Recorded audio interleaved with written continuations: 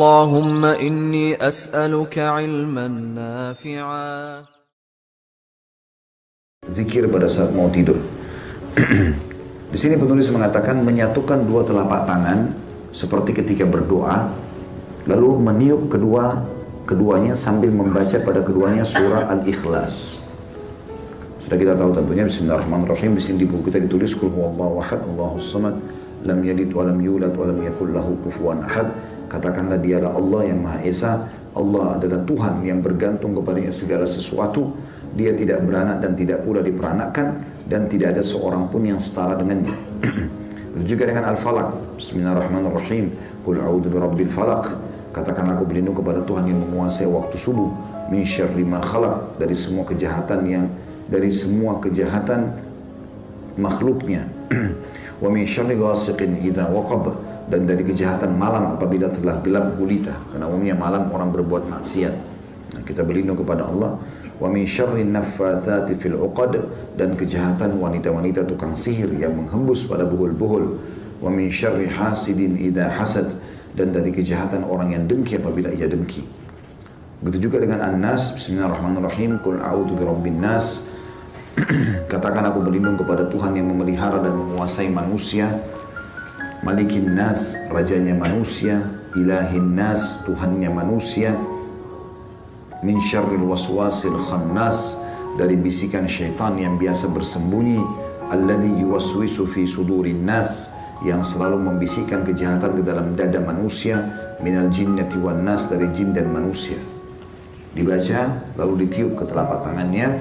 Kemudian dengan kedua telapak tangan itu dia mengusap tubuh yang dapat dijangkau dengannya, dimulai dari kepala, wajah, dan tubuh bagian depan sebanyak 3 kali. Hadis ini riwayat Bukhari, jilid 9 halaman 62, dan Imam Muslim jilid 4 halaman 1723. Jadi bisa teman-teman lakukan dengan 2 cara. Baca Al-Ikhlas, Al-Falaq, An-Nas sekali-sekali, tiup ke telapak tangan, lalu usap dari kepala sampai kaki. Diulangi sampai 3 kali. Atau bisa dengan cara yang lain, baca langsung 3 kali Al-Ikhlas, 3 kali Al-Falaq, 3 kali An-Nas, tiup telapak tangan, usap dari kepala sampai kaki. Ini termasuk riwayat Bukhari ini, riwayat Bukhari Muslim ini yang dijadikan sebagai dalil bolehnya ruqyah di dalam agama Islam. Kemudian dianjurkan membaca ayat kursi. Allahu la ilaha illa, bismillahirrahmanirrahim. Allahu la ilaha illa wal hayyul qayyum. Allah yang tidak ada Tuhan yang berhak disembah kecuali Dia. Dia Maha hidup dan terus-menerus mengurus makhluknya. La ta'khudhuhu sinatun wala naum. Dia tidak pernah mengantuk apalagi tidur. Lahu ma fis samawati wa ma fil ard, miliknya lah semua yang di langit dan di bumi. Man dzalladzi yashfa'u indahu illa bi'idni, tidak akan pernah ada yang bisa memberikan pertolongan di sisinya kecuali dengan izinnya. Ya'lamu ma baina aydihim wa ma khalfahum, dia adalah Tuhan yang mengetahui semua apa yang ada di antara kedua tangan mereka dan di belakang mereka. Wala yuhituna bi syai'in min ilmihi illa bima syaa', dan mereka tidak mengetahui apa-apa dari ilmu Allah melainkan apa yang dikehendakinya. Wasi'a kursiyyuhus samawati wal ard, sungguh maha luas telah pijakan kaki Allah atau kursinya Allah, ya, seluruh langit dan bumi ditutupi atau meliputi seluruh langit dan bumi. Kursi Allah meliputi langit dan bumi. Wala ya'udu hibduhuma wa huwal aliyyul azim, dan tidak ada yang merasa berat dan Allah tidak merasa berat memelihara keduanya, dan Dia maha tinggi lagi maha besar. Al-Baqarah 255. Ada footnote di situ bagi yang pegang bukunya, halaman atau footnote nomor 127 di halaman 98. Keutamaan baca ayat kursi kalau mau tidur, barang siapa, kata Nabi SAW, barang siapa membaca ayat tersebut ketika hendak berbaring di tempat tidurnya, maka Allah akan senantiasa menjaga dirinya dan syaitan tidak akan mendekatinya hingga pagi hari. Hadis riwayat Bukhari, jilid 4 halaman 487. Karena syaitan biasanya datang dalam mimpi, nakut-nakuti, ketindihan, ya, dan segala macam hal. Termasuk dianjurkan adalah membaca beberapa ayat terakhir dari surah Al-Baqarah. Tepatnya 2 ayat terakhir, ya. Ayat 285 sama 286. A'udzu billahi minasyaitonir rajim. Amanar rasulu bima unzila ilaihi min rabbih wal mu'minun. Sesungguhnya Rasul Muhammad SAW telah beriman terhadap apa yang diturunkan kepadanya Begitu juga orang-orang beriman, telah beriman terhadap apa yang diturunkan kepadanya. Kullun amana billah, semuanya mengimani tentang keberadaan Allah, wa malaikatihi, dan seluruh malaikat-malaikatnya, wa kutubihi, dan kitab-kitabnya, wa rusulihi, dan rasul-rasulnya, la nufarriqu baina ahadin min rusulih, dan kami tidak membeda-bedakan antara utusan-utusan Allah itu. Wa qalu sami'na wa ata'na, dan mereka berkata kami dengar dan kami patuh. Ghufranaka rabbana wa ilaikal masir, pengampunanmu yang kami harapkan wahai Tuhan kami, dan kepadamu lah kami akan dikembalikan. Itu ayat 25-nya. Ayat 26-nya, dua ayat terakhir Al-Baqarah.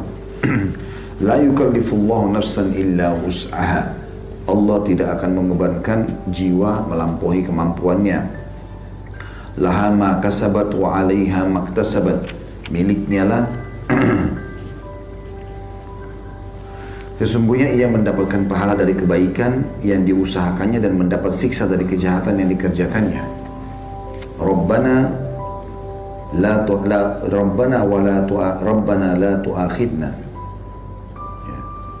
laha ma kasabat wa 'alaiha maktasabat, Rabbana la tu'akhidna in nasina aw akhtana, wahai Tuhan kami janganlah kau menghukumi kami karena kami lupa atau kami salah.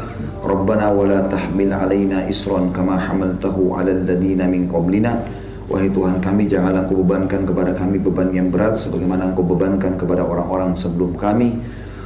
Rabbana wa la tuhammilna ma la taqata lana bih, ya Tuhan kami janganlah Engkau bebankan kami di atas kemampuan kami. Wa'fu anna, maafkanlah kami. Waghfir lana, dan juga ampunilah kami. Warhamna, kasihanilah kami.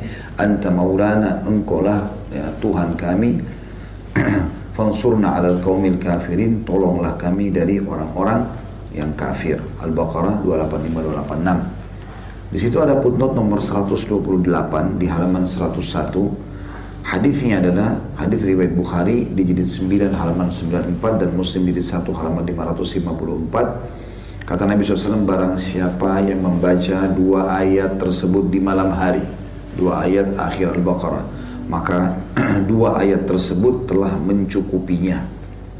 Makna mencukupinya adalah memenuhi segala kebutuhannya dengan termasuk menyelamatkannya dari segala mara bahaya. Jadi kalau dia misalnya naudzubillah terjadi gempa apa, dia bisa sempat bangun melarikan diri, intinya dia akan diselamatkan oleh Allah Subhanahu wa taala. Kemudian masuk dalam doa setelahnya adalah tentu ini ada banyak riwayat berhubungan dengan masalah ini ya. Di antaranya sabda Nabi SAW, siapa yang membaca dua ayat terakhir Al-Baqarah, maka semua permintaannya akan dikabulkan oleh Allah. Ya, sampai sebagian ulama menjadikan ini bagian daripada awal doa mereka. Ya, mereka membaca dua akhir Al-Baqarah, baru mereka sampaikan hajatnya kepada Allah Subhanahu wa taala.